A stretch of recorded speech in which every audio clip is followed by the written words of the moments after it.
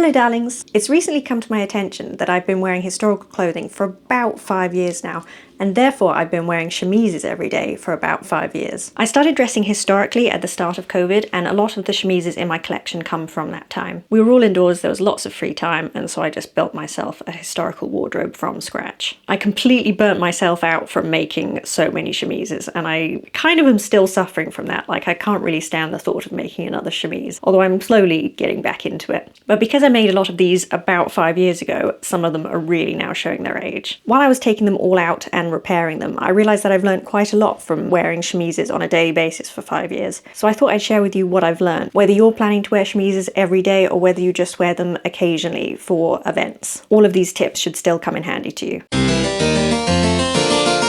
Let me just start by saying that chemises are meant to get a little bit gross. They're the layer that's worn right next to your skin, so they soak up all of your sweat and gross bodily excretions. So no matter what, they're always going to be just a little bit soiled. But there are steps you can take to help keep them white and keep them in good nick for quite a few years. I mean, all of these ones in my collection have still lasted for 5 years, even if they do need repairs now. And now that I'm repairing them, I'm going to be able to make them last even longer. But if you incorporate some of these tips early on in your chemise wearing, they might be able to last even longer than that before you have to repair them or replace them. I do put all of my chemises in the washing machine. Not the most historical method, I know, but it is the easiest. On some of them, I do have delicate and lacy frilly bits, but nothing that's vintage and irreplaceable, and nothing that I don't think could withstand a machine wash. If your chemises have vintage lace, anything that you don't want to get ruined or unraveled, or especially delicate embroidery or fabrics or anything like that, then I wouldn't recommend putting them in the washing machine. But throughout this video, I'm going to refer to putting the clothes in the washing machine. These tips can still be used for hand washing, but just for ease, I'm just going to talk about putting them in the washing machine because that's what I do personally.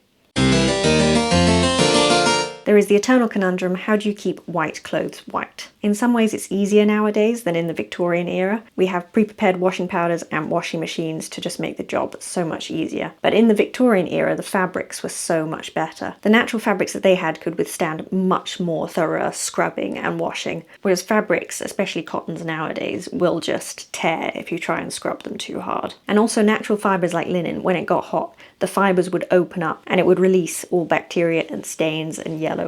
And fabric just isn't made like that nowadays, even if you get a good quality linen. But I do have some tips on keeping chemises white over a long period of time. I think you should stick around at least for the last one, because that one has changed my life. So let's start by talking about detergents. It may seem like white enhancing detergents are a marketing gimmick, but it actually uses a technique that's been used for hundreds of years to keep white fabrics whiter. White enhancing detergents say you shouldn't also put colours in there because they actually contain a very small amount of blue dye. This is something that the Victorians did, and actually even earlier, like during the Regency period when white dresses were in vogue. There was something referred to as the blue bag, or a bag of indigo dye, that would be added to the whitewash in order to brighten and enhance white fabrics. It's simply a trick of the eye to make the fabric appear more blue than more yellow, which we associate yellow with dirtiness and dinginess, and blue just appears more brilliant and more clean. So don't be afraid of purchasing and using special white enhancing detergents when cleaning your chemises. I've just realised I'm filming a bit about keeping whites white, and there's just this large chunk of bee poo on my chemise. The next tip might get me in trouble with environmentalists, but occasionally washing your chemises in hot water will make quite a big difference. I'm not saying that you should do a hot wash every time, because we want to save energy and we also want to look after our slightly rubbish modern fabrics. But the occasional hot wash, let's say once a month, will just flush out any stains, will flush out any bacteria,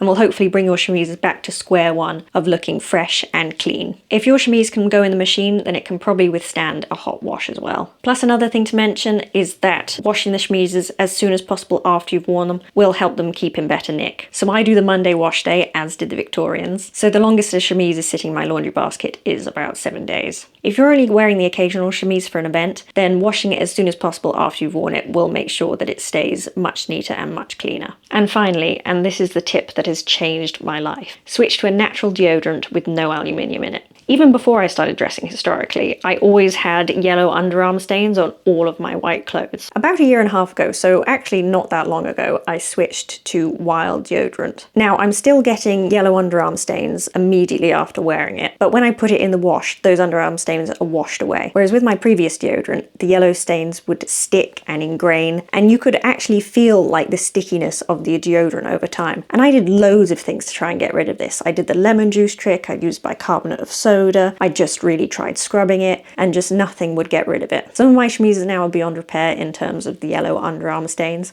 but a lot of the ones that I've taken out now, I've actually replaced the binding or I've replaced the sleeve. So now that I'm using this natural deodorant, hopefully the yellow underarm stains won't build and they won't stay. I must admit it's not as effective as my old deodorant. My old deodorant used to keep me smelling nice for days at a time without me having to reapply it. Whereas this one does wear off by the end of the day, or I have to keep reapplying it. But for me, it's worth it to not have these yellow underarm stains and to also use a product that's a little bit more natural, even if it's still pre-packaged and made by a company. Another aspect to consider if you want to make your chemises last as long as possible is their construction. I make all of my chemises using a sewing machine, which is more hard wearing than hand sewing. I know that this is a bit of a cheat if you're making for pre-1850s, but if you want a full wardrobe of chemises that really last, then I would recommend machine stitching them over hand sewing them. Fabric choice also plays a big part in this, so if you have the choice and if you have the money, then I would pick natural fabrics. So cottons or linens, although if you're buying linens online, I would get a sample first to check the weight of it, because a lot of linens nowadays are quite heavy and they can also be quite scratchy. So I would just buy a sample and double check that it's something that you'd be comfortable wearing against your skin. Cotton and linen are just easier to clean. Linen is naturally antibacterial and moisture wicking, so it makes a really nice fabric for wearing for chemises. I am saying this, and I think probably more than half of my chemises are just made from old bed sheets. So probably poly cottons or just very basic cottons. If you're wanting to make a lot of chemises for very cheap, then I would recommend using bed sheets or any scrap white fabric you can find. If you're making the one-off or a small amount of chemises and you want them to be really good quality and you want them to last and you want them to be nice to wear, then I would recommend purchasing either cotton or linen to make them from. But it does cost more and you have to search harder to find it. So it's up to you which one you pick. Like I said, I'm fine with the poly cottons. They just now have massive holes torn in them, which I think is maybe in part to putting them in the washing machine, but also just that they're kind of naff fabrics that just won't last. But they're going to last now because I patched them up. Another thing to be aware of is weak points. These weak points might not be obvious when you're first wearing them, but after a few wears you will understand where parts of the chemise are pulling and what parts are under strain during day-to-day life. So in this 1840 chemise, the weak point here is the join between the main body of the chemise and this corset flat part. So this bit did start to tear after a while, and I probably could have avoided that if I'd done some decorative stitching at this point here before it started to rip. I have done a little stitch job on there, but I think I did that quite a while ago now because I can't even remember doing it. But obviously it needed it quite quickly after I'd made the chemise. Also at the crotch point of any of my combinations, I put a little tacking stitch about 10 inches down, I think, which is what Jean Honeysett recommends in period costumes for stage and screen, just to preserve your modesty. But because your legs are the things that move the most, that point becomes quite a point of strain. So I've had to unpick those stitches and reinforce them with some extra pieces of fabric, which you could do at the beginning of construction if you already know that it's going to be a weak point in the future. If there are any straps that you've attached separately to the body of your chemise, and that will also be a weak point. Basically any places that pull, any places where the sewing joins of the fabric are weak or could unravel quite easily. I mean, even in these combinations here, I found that the shoulders were actually wearing through, and I wasn't expecting that to be a weak point, but it does make sense if you're wearing clothing on top of this chemise and then shifting around underneath it, that the tops of these shoulder points would get worn down over time. Of course, it depends on the style of chemise you're wearing, but just keep an eye out for weak points, and if you can, reinforce them before they become a problem, because once things go, they unravel very quickly, and they're tricky to fix if they're already gone. Another construction note to mention, and this is just because it's from personal experience, if you have any ruffles, don't leave an open top on them, especially on chemises. You probably shouldn't leave them on any garment if you can avoid it, but especially avoid it on chemises.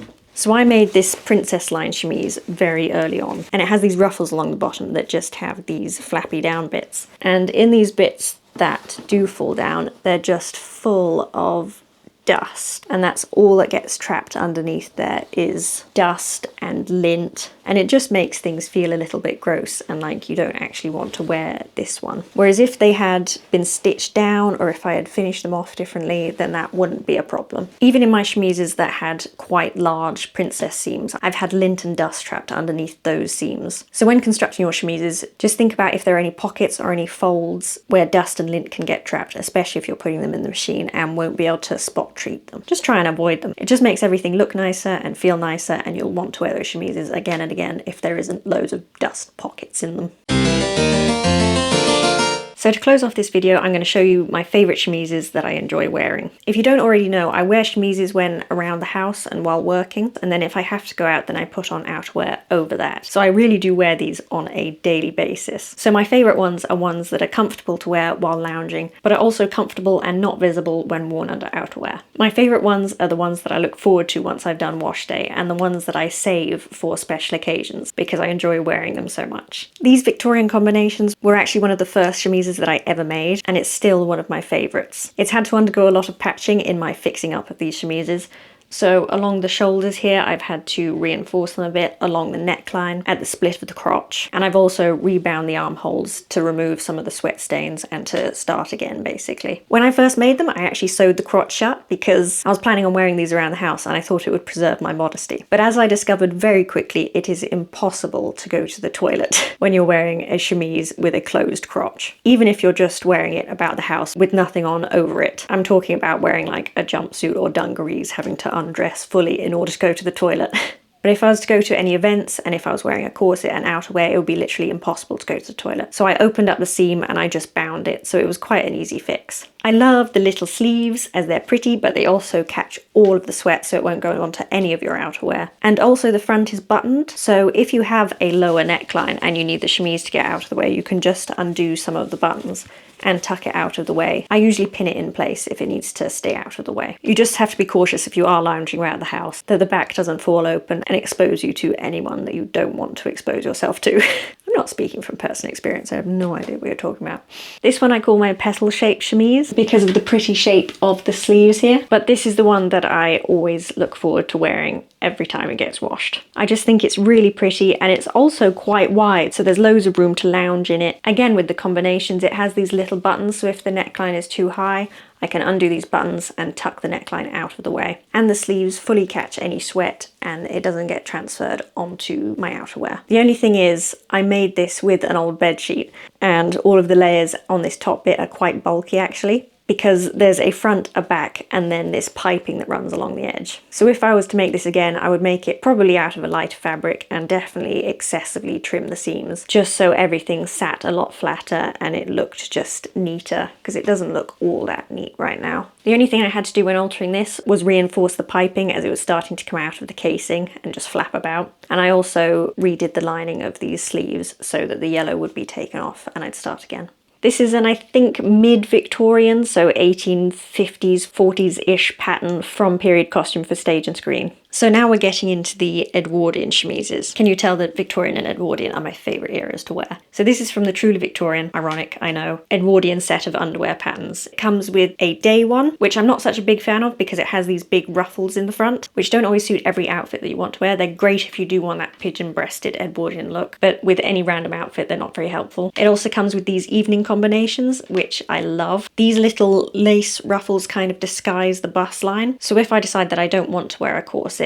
then I can get away with it because the shape of my bust is then disguised. They're also easy to go to the toilet with the split crotch. The only issue is the sleeves, so there isn't really any sleeve. A little bit of sweat gets caught underneath here, but it doesn't give full protection against your outerwear, so I usually have to wear dress shields when wearing this chemise. Just an extra step that I don't always want to have to think about. And finally, this is just an Edwardian straight chemise, again from the truly Victorian Edwardian set of underwear patterns. I'm going to just ignore the fact that this chemise sat in my cupboard for about 6 months with no armhole binding because I was so fed up of the yellow stains. So I wanted to redo the binding before I wore it again, but I really hate doing alterations, so I just put it off and I put it off and I put it off. But now it's all redone and it's one of my favourites again. The same as the previous one, this little gathering line right here means that if I don't wear a corset, my bust is slightly disguised. The skirt is roomy, despite still looking quite streamlined, and it's easy to fit under clothing. The only issues are, again, not full sweat protection, so I probably have to wear a dress shield again, and also the neckline is quite high. So if I'm wearing anything with a low neckline, I either have to make a feature of it, which is easy to do because I've put a little bit of lace across this bit, or I have to just get up and change my chemise, which is a faff sometimes. So those are just some tips that I have for making your chemises last as long as possible and to also make them look good while doing so. Because they go through so much use and are subjected to so much grossness, you'll probably have to replace them after a while. But there are some steps you can take to keep them put together and also looking nice. Which chemise of mine was your favourite? Which chemise in your cupboard is your favourite? Let me know in the comments. Also let me know if you try any of these tips and if they're actually useful. Or if you have any tips of your own on keeping things white or underwear construction tips, anything like that. Let's make each other's lives easier in the comments below. Until next time.